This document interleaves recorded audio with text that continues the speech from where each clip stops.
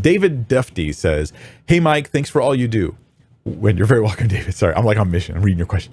Which Bible passage do you think should shape how we think about gun laws, gun violence, gun usage? Are there any passages that are misused in this debate?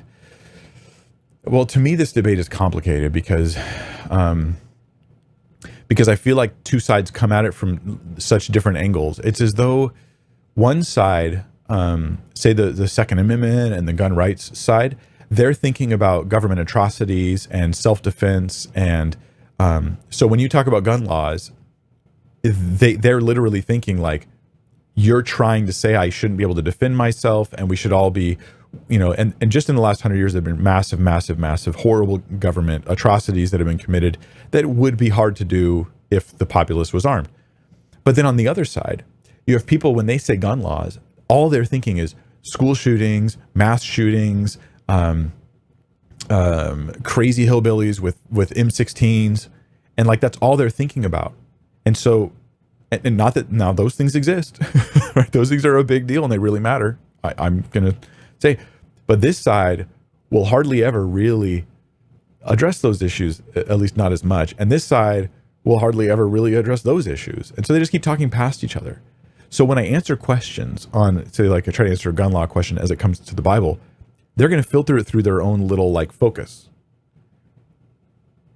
which means that nobody's really hearing what I'm saying. They're just, it's everybody is so loaded with the talking points of their own sides that nobody's, in my opinion, nobody's really thinking clearly about this and having a calm discussion. I've tried having calm discussions with people about gun laws because I'm not really super obsessed with the topic. So I just ask them questions, and every time people start to get passionate and and eventually they just default to talking points, talking point, and you're not actually talking anymore. And so this is why answering this kind of question, I'm like, no matter what I say, people are they're just gonna absorb it into their talking points and then not really hear me. That being said, okay, that'll happen. I accept it.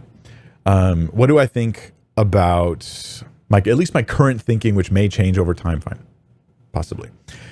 Which Bible passages might shape what I think about gun laws, gun violence, and gun usage? Okay, well, first there's a question of guns don't exist in the Bible, right? So we just have to look at usage of weapons or usage of violence in the Bible. And it's very difficult to make a case that there should be no usage of violence at all. It's in fact impossible. Like, I don't understand how you can be Christian and genuinely, totally pacifist. You might be more of a pacifist, or I should say, I mean, you either are or aren't a pacifist, but you may be much less violent, and you may have high standards for when you become violent. But it seems to me that based on what I read in Scripture, violence is not inherently always wrong. And at some points, it's actually a proper thing to do. So some examples of this would be Romans 13 talks about this is one that shapes my thought of government, that the government is armed and the government's messengers, like say our modern equivalent of this would be like the police or the military, are put in place that they might actually enforce these laws. So one of them is, say, you don't murder or you get the death penalty. That would be a biblical principle. Not necessarily one that fits many of the laws of the countries that we live in, but Romans 13 is one of those passages. Okay, there's a proper use of violence. But government can abuse these things. The Bible's very clear on that too. There's lots of examples of the abuse going on. But the standard is still there that there should be a proper empowerment of government to enforce laws, even though they may abuse them. What about arming the people? I mean, well, we do have a passage in the book of Esther, which is interesting, where Malachi, is it Malachi? Mordecai. So Esther's relative, Mordecai, and her are Jews who are kind of like, they've got their foot into the kingdom, so to speak. I'm going to give you the short version of this story. And the Jews are about to be eradicated nationally. Like there's a law, they're all being held captive in a foreign land, and there's a law going out where the people for a certain day, they just have free for all. They could kill and steal from the Jews because one of the guys, Haman, just hates the Jews. And so he's made these laws for this purpose. And the solution is the salvation of the people is that another law gets passed where they're allowed to arm themselves first to defend themselves against this onslaught. And so, I mean, it's hard to argue that that's not like a case for a general good of having the ability to defend yourself. Like, it's hard to argue against that. But then we have Jesus, who gives us like two sides of the coin, and this is a challenge, and I'm not 100% settled on how I process this. Jesus says two things to his disciples. One of them is he tells them to take up a sword if they don't have one. In the Gospels, this is right before the garden where Jesus is betrayed by Judas, and they come basically like with pitchforks and torches. This is my Frankenstein movie version of it, right? And they come to take Jesus away, but they're armed, and there's a number of men, and they're there to take him away and ready to fight to do it. Jesus tells his disciples before this event happens to get a weapon. This is totally shocking to people who think Jesus had to have been a total pacifist in all ways.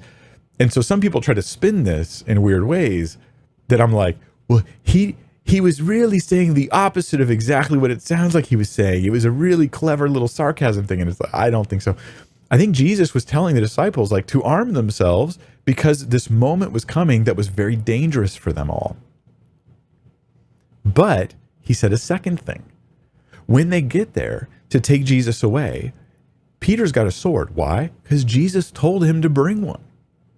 So he's got a sword, and they go to take Jesus away, and Peter pulls out the sword and he swings and hacks at the servant of the high priest and hacks off a piece of his ear, like he cuts his ear. And Jesus, he stops Peter, he puts the ear and heals the guy, fixes it, and then he tells Peter that whoever picks up the sword is going to die by the sword, which it's now a debate is, does Jesus mean every human who picks up a weapon will then die by a weapon? Or does he mean right now, Peter, if you start this fight, everyone who fights will be dead?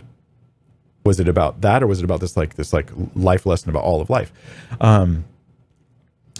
So how do you balance this? Why does Jesus tell him to take up a sword and then not use it to defend him?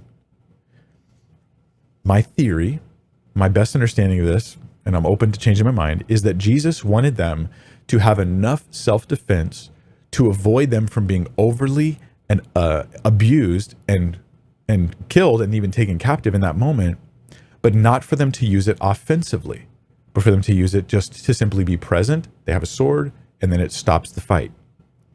This is a really interesting thing, but it seems to be the best explanation of what Jesus is doing there. That's at least my understanding of it.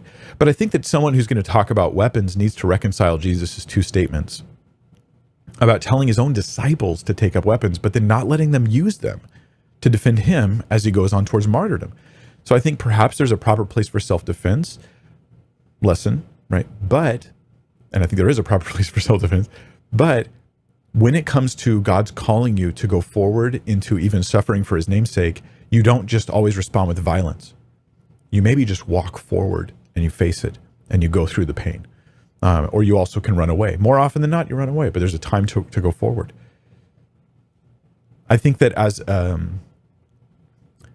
a general rule, and I think I'd like more scripture to support this point, but the idea of, let's say that me as a man, my house is being broken into, and my family's in danger, and I refuse to take up a weapon to protect them.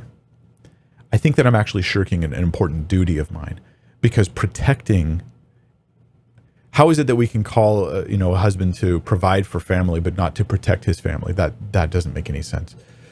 So yeah, turn the other cheek doesn't mean total pacifism. It does mean you don't respond in kind instantly to everybody who insults you necessarily, but if they're trying to kill you, that can change your response. I say all this to say, I want to dig deeper on this topic at some point, and I will in the future. Actually, I do plan on digging way into the details of Christian pacifism and like the Anabaptist movement and their views on pacifism in the future, and then I'll have more to say on it. There's a few passages that give you some things to think about. And I'm talking too long, so we'll go to the next question.